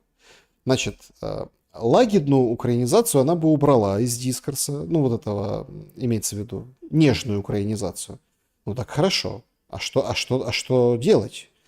Проблему они обсуждают очень интересную на самом деле сегодня. Все больше студентов говорит по-русски, представляете? Это не детский сад, это не школота. Студенты по-русски говорят. Ой, проблема-то какая. Вроде в школах запретили, а студентам ты вообще, получается, не запретишь. Они, если что, картонку возьмут, на Майдан пойдут. Будь-якою, тому що ми живемо в Україні, я думаю, що ми повинні говорити про якийсь розвиток національної свідомості. Так, я б забрала з дискурсу питання про українськості. Коли говорять про українців, питання, що я маю про українську позицію, це звучить якось трошки дико, так? Але це, зокрема, дискурс, він і для правовиків, і він і для викладачів, лідерів, для лідерів громадської думки. Тому що з однієї сторони ми повинні дуже виважено приймати будь-які законодавчі акти. Ми вже побачили, як це спрацювало з НАБУ і САП, тому що є чіткі вимоги і українського законодавства, і української конституції, і також деякі хартії і нормативна база нашого партнеру, такого як Європейський Союз. Що я можу сказати, те, що відбувається в дійсності, в реальності, так, в стінах університету. Київський столичний університет імені Бориса Грінченка, він дуже патріотичний. Ми плекаємо українську мову, викладачі, безумовно, розмовляють тільки українською мовою, але якщо порівняти, наприклад, 22-й, 23-й, 24-й рік і 25-й, я заходжу в ліфт і я чую українську мову від студентів. Це означає, що не допрацьовують наші мовні омбудсмени і, напевно, треба приймати якісь рішення, які... Вы поняли, что она сказала? Давайте вот еще чуть-чуть назад. Українську мову від студентів. Це імені Бориса Грінченка, він дуже патріотичний. Ми плекаємо українську мову, викладачі, безумовно, розмовляють тільки українською мовою, але якщо порівняти, наприклад, 22-й, 23-й, 24-й рік і 25-й, я заходжу в ліфт і я чую українську мову від студентів. Це означає, що... Ну, она хотела сказать русский язык, конечно, но говорит, я захожу в лифт, и украинский язык. Ёлки-палки, откуда украинский язык в институте украинском? Но она хотела сказать русский. Слушайте, а что случилось? В прошлом, позапрошлом году больше было украинского в лифте, а сейчас меньше. Що не допрацьовують наші мовні омбудсмени, і, напевно, треба приймати якісь рішення, які будуть не забороняти російську, а які будуть показувати в першу чергу молоді, що українська мова – це не мова упосліджена, що це не модна мова, не стильна мова. І останні скандали з нашими такими дуже селебрітіс, вони показують те, що іде відкат до російськомовного контента, а це все-таки лідери думки. І коли ти лідер суспільної думки, коли ти заробляєш гроші на своїй аудиторії, ти повинен виважено ставитися до того, що ти несеш цій аудиторії. І коли селебрітіс, яких поважають мільйони українців, починають говорити, що їхні щелепини налаштовані на українську мову, що вони якимось чином живуть... Как они синхронно закивали по поводу челюстей, которые не настроены на украинский язык, сразу понимающим образом, так да-да-да. Ну, они ж ведущие, они ж знают про українськоязичну челюсть. В Україні все своє життя і в будь-якому випадку, навіть якщо українці вчилися в російськомовних школах, так, 30 років тому, вони в будь-якому випадку мали уроки української мови, вони читали українську літературу і мали навколо себе україномовне оточення, і дуже багато, от я пам'ятаю ці 90-ті, 2000-ті, дуже багато класного україномовного контенту. Круті переклади серіалів, фільмів, круті шоу українською мовою, дуже багато селебрітіс і співаків. І це рухало молодь до використання української мови. Вона була модною і класною. Тому я вважаю, що це дуже крихке питання. Знову збурювати суспільство, потрібен діалог. Але я вважаю, що має бути, наприклад, в законодавчих актах якась примітка, наприклад, на зараз, на час діалогу, що це на час воєнного стану, наприклад, заборонено офіційно. Тому що зараз це ж на рівні місцевих громад є якісь заборони, рішення, але фактично, знову як в ковід. Тобто нас затримали, тому що ми без маски, але адвокат вам скаже про те, що це не заборонено законом. Тому це... О, смотрите. То есть, я понимаю, что мы так долго ее слушаем. Во-первых, это наше высшее образование. Я прям как опять студентом стал. Да, слушаю вот это все, значит, надо, осторожно, но надо так. В общем, пока военное положение, надо всем запретить русский язык. И сказать, это пока военное положение. А после войны разрешим. Поэтому будь добр. Раз на время войны, конечно, да. И всем селебритис, вот этим всем сказать. Понимаете? А кто виноват? Мовный омбудсмен виноват. Вот так вот. А ты ж молодняку ты не расскажешь это. То есть они четко... То есть она приводит правильную аргументацию. Но выводы делает идиотские. То есть умная преподавательница, молодец, хорошо раскладывает, говорит, очень хрупкий вопрос, надо правильно. Но она выводит... То есть это, вы знаете, это вот не напоминает вот эти коммунистические там партсобрания, вот эти все. То есть вроде как накладывают, а потом раз туда, и получается все, враг народа, понимаете? Ну или там какое-то решение, например, там, по совхозу. То есть выговор какой-нибудь, да? То есть вот точно так же и здесь. То есть ты же вроде как предлагаешь нормальное обоснование, там, путь, что ты должен что понять, что украинский язык это хорошо, что нельзя запрещать русский язык. И она говорит, ну можно, потому что война. Не, ну в принципе она права. Если у нас президент вообще на 5 лет, но если война, можно и на 6, и на 7, на 10 можно, что не. А тут какой-то русский язык не запретим, да легко. Только вопрос в том, что президент-то сам на нем говорит, на пленках. Проблема в том, что человек сам решит, на каком языке ему общаться, влюбляться, читать стихи, встречаться с девчонками и мальчишками, тусить, слушать, кайфовать под песни, там, пробовать, там, не знаю, там, гулять до утра, хотя там комендантский час, но можно же в пределах общежития, да, мотаться, чтобы комендант не увидел. Ну, вот эти моменты, да, то есть вот эту студенческую романтику, как молодость свою прожить, он решит сам, на каком языке. Так ему надо не именем войны это запрещать, то, что в конце концов она вывернула и дала, ой, нельзя вот это на время войны публично по-русски ничего сказать. А нужно каким-то образом здраво о том, что она говорила раньше. Ну, то есть какой-то, понимаете, вот такой сумбур. То есть нет позиции, понимаете, позиции нет. Позиция ужа, пропетлять, чтобы вроде бы дурным идиотом упоротым не показаться, но и вроде как подмахнуть вот этому режиму, который, если ты не подмахнешь, а станешь против него объективно. Не профессор, короче, Преображенский. Вообще не профессор Преображенский. Селебритис, она говорит. Русский язык. Но он тебе селебритис вывалился последние несколько дней, только все и обсуждают. Олег Винник. Власне, зачепили зараз дуже таку важливу тему. Нет, это не Олег Винник. Олег Винник это вот. Міф про те, що я втік. Ви самі прекрасно розумієте, що це неправда. 25 років я проживаю тут, в Німеччині. Колись Значит, я не уехал. Я тут и жил. виїхав за контрактом працювати, і так тут і залишився. Тут народився мій син, тут моя сім'я. І, бо, до речі, багато українців так робили. Хтось і за кохання виїздив, хтось і за навчання, хтось і за роботи. Але це не робить їх менш українцями. І так само і мене. Значит, я тут 25 лет живу. Сын тут, любовь, там все вернулся, все здесь. А что я убежал? Я домой вернулся. Говорит нам Олег Винник, который с моментом войны как корова языком слезала, а сейчас начинает опять как бы возвращаться понемногу в публичное пространство, потому что надо песни петь, надо что. Он понимает, что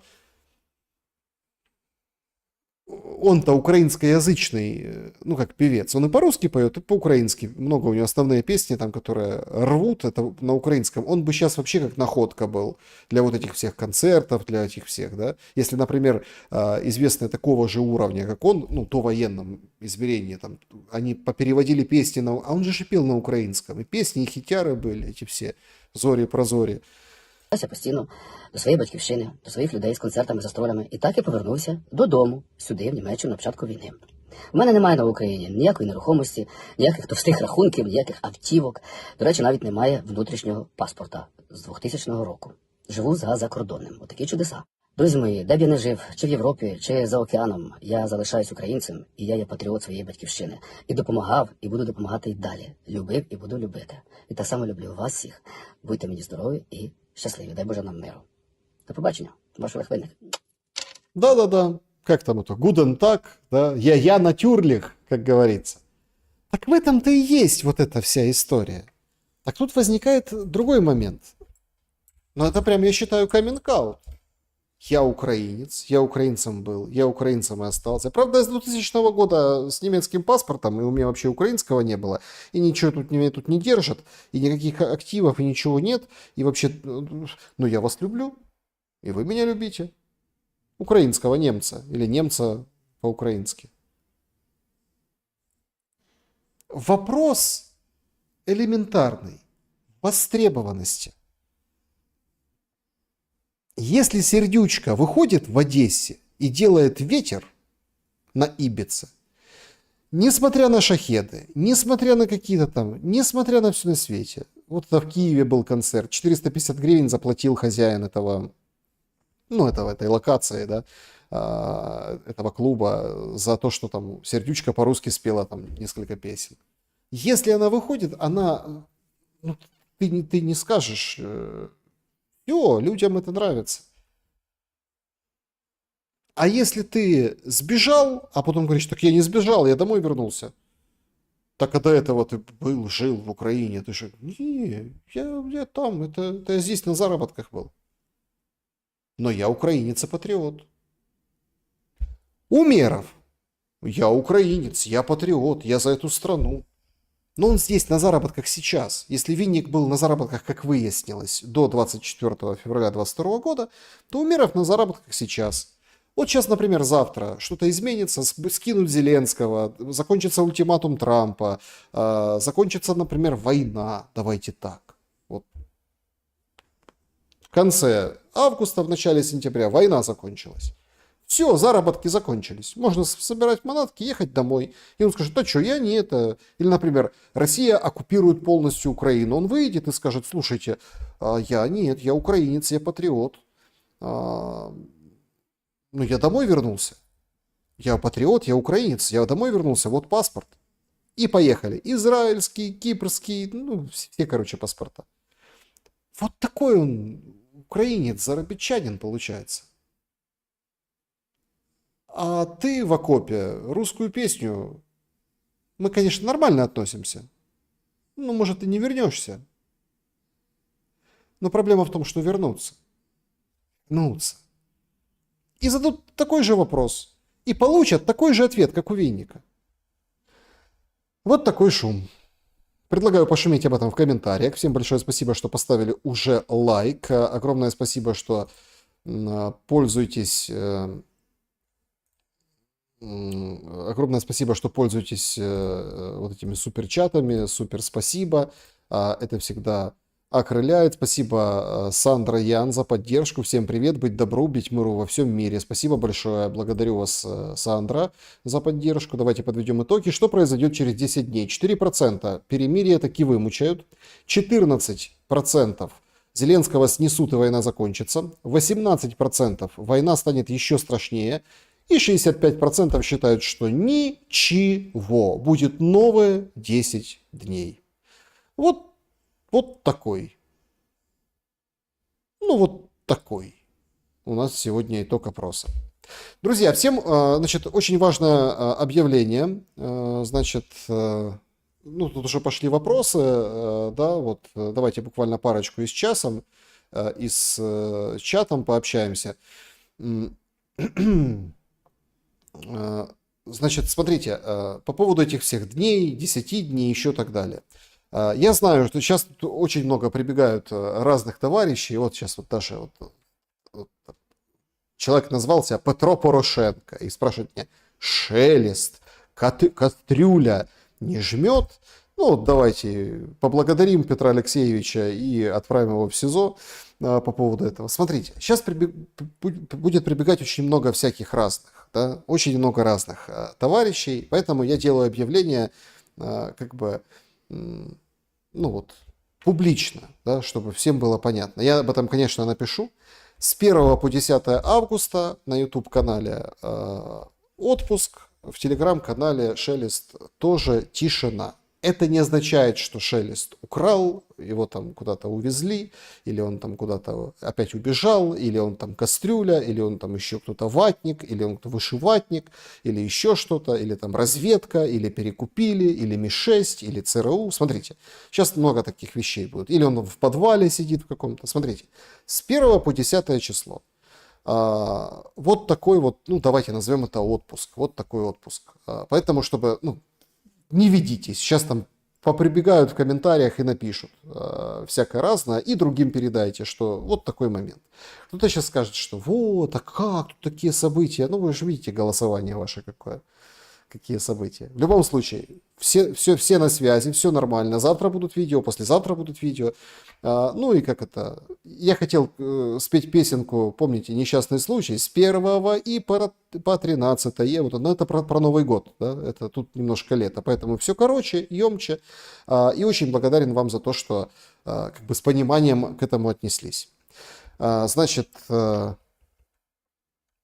Значит, по поводу мнения, по поводу, как вы как радиолюбитель, что вы думаете про российскую станцию судного дня? Смотрите, я как радиолюбитель думаю, ну, опять-таки, если вы меня спрашиваете как радиолюбителя, я считаю, что это радиолюбители же настраивают свои передатчики на эту волну, и вот там вот это вот все выдают телетайпом. В общем, мне кажется, что это вот такая немножко рукотворная история.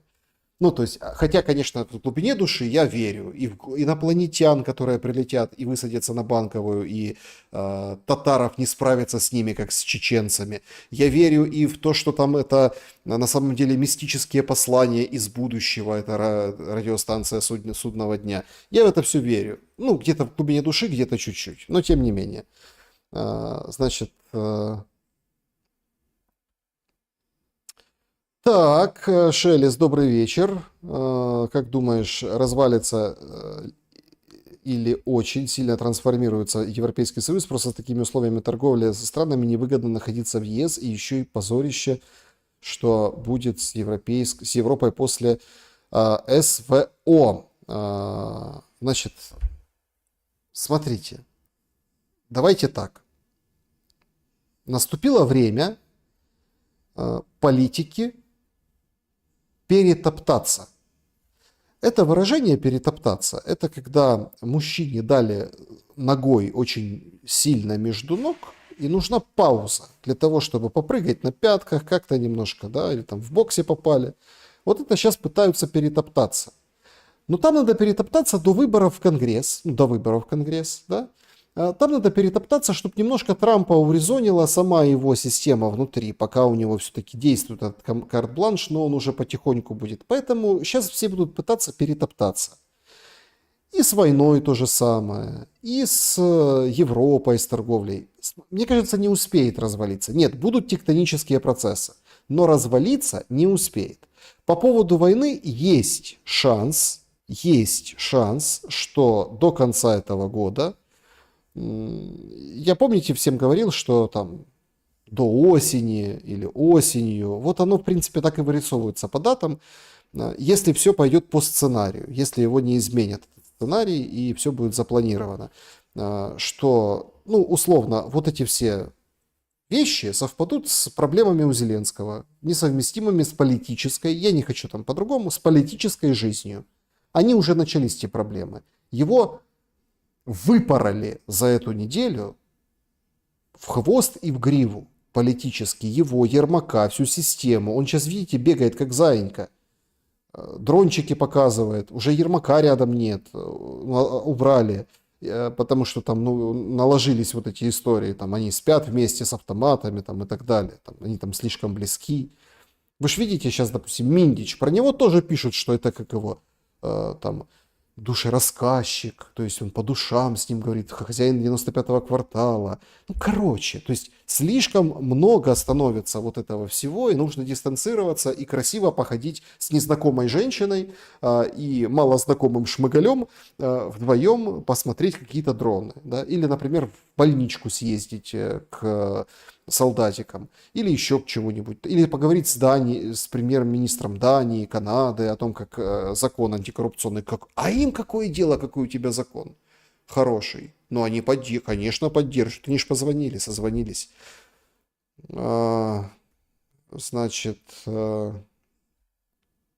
так, Андрей Пивень, потрясающий вопрос. Саша, значит, окрошка на квасе или на кефире? На кефире. Значит, на инопланетяне уже прилетели. Да-да. Значит, Шелест. Так. Спасибо большое за поддержку всем. Русский язык из мировых языков. Да, язык международного общения, Юлия. Мы в России с болью и без злобы и стёба следим за вашей мобилизацией. Вопрос, почему? Примеряем на себя, сочувствуем, как считаете?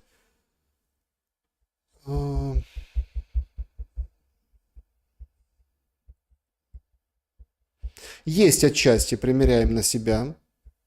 Ну, отчасти есть.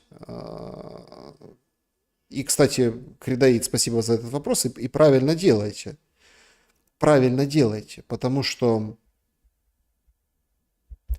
Вообще, вот знаете... Ну, давайте такую мысль в финале скажу. когда нам рассказывают о том, что Украина там впереди в планеты всей, у нее там опыт какой-то, это очень классный самоучитель. Как не надо воевать, как не надо себя вести с людьми власти, как феерически можно профукать весь тот потенциал, заряд, ну, скажем, сплочения какого-то, не знаю, какой-то доблести, что ли, внутренне открывшейся, да, из-за того, что там несправедливо напали. Вы сейчас скажете, тебя несправедливо. Смотрите, давайте так. Львиная часть Украины, плевать она хотела на этот Донбасс, на вот эти все, они вообще не понимали, что там происходит. И я очень часто слышал после 22 года фразу «Елки-палки, ребята», ну, имеется в виду с Донецка и из Луганска, которые там на украинской стороне оказались, говорят, мы вообще не думали, мы вообще, если бы мы знали, что вы пережили с 2014 года, мы бы вообще по-другому к этому всему относились. Это единственное, это вредные советы вообще государству во всех сферах, во всех. Ну, кроме, может быть, там, понятно, применения какого-то оружия, там, спецопераций, ну, это там спецслужбы, вот это все дроны, там, вот это все. Я не беру вот эту историю. Я беру такое обществоведческое направление. И это очень хороший учебник о том, как оболванить миллионы людей одновременно и, внимание, удерживать вот эти вожжи, да, удерживать эти вожжи. Вот это вот история Украины. В это имеется в виду в этом периоде. Когда люди, говорящие нормальные вещи, честные, искренние, шельмуются, не нравятся, кэнселятся, приравниваются к врагу, забивают собаки, некоторые в прямом смысле забиваются физически, некоторые сидят в тюрьме, некоторых уже обменяли. Кстати, я имею в виду сейчас обычных людей, просто за то, что они там попереписывались с кем-то, да, и имеют отличную точку зрения, например. Это очень хороший самоучитель, как надеть намордник на народ путем обмана. Вот как-то так. Друзья, всем большое спасибо. Увидимся завтра, послезавтра, обязательно. Всем доброго вечера, всем доброй ночи. Ну и мое традиционное добра и света. Хорошо пошумели.